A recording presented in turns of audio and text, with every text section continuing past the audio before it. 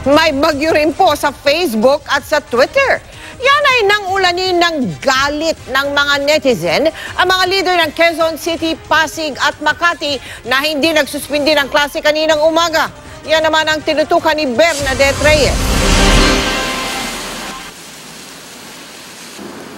Kasabay na pagbuhos ng malakas na ulan kanina sa Metro Manila, bumuhos din ang mga puna at reklamo laban kay Quezon City Vice Mayor Joy Belmonte dahil sa di agad pagsuspindi ng mga klase sa lungsod.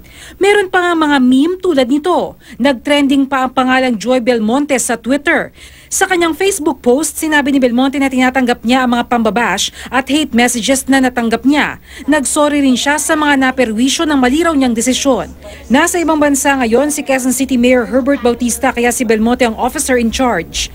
Nagugat nga ang lahat sa desisyon niya na huwag magdeklara ng walang pasok. At ang nagpalala rito ang paliwanag ni Belmonte kung bakit hindi nila sinuspendi ang klase.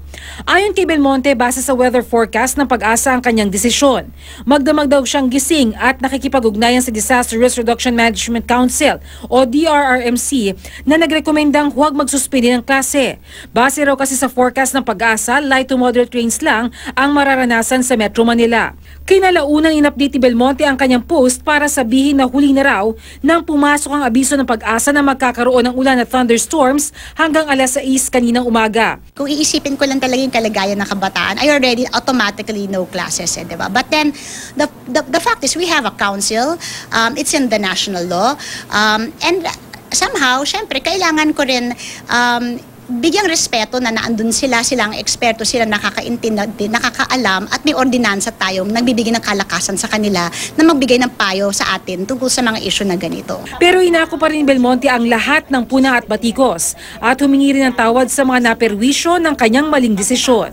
Tanggalin mo na yung pagmumura, yung pagtawag sa ina masasamang salita, pero yung mga nakikita ko dyan, ang emosyon ng isang ina, ang emosyon ng isang nanay na natatakot para sa kalusugan at kaligtasan ng kanyang anak. No? At siguro talaga bilang isang nanay, dapat yun talaga ang una kong inisip. Si Mayor Abby Binay ng Makati hindi rin nagdeklara ng class suspension.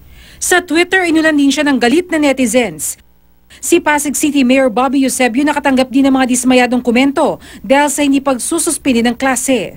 Ayon sa Pag-asa, desisyon naman talaga ng lokal na pamahalaan ng pagsususpindi ng klase kung wala namang warning signals. At sa huli, nasa pa siya ng mga magulang kung papapasukin ang kanilang mga anak o hindi.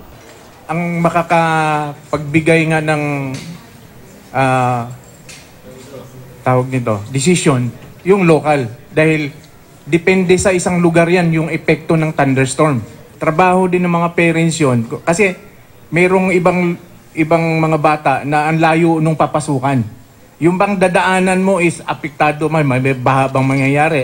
Hindi yung sisisihin mo si Mayor, sisisihin mo si kung sino. Bernadette Reyes, Nakatutok, 24 Oras.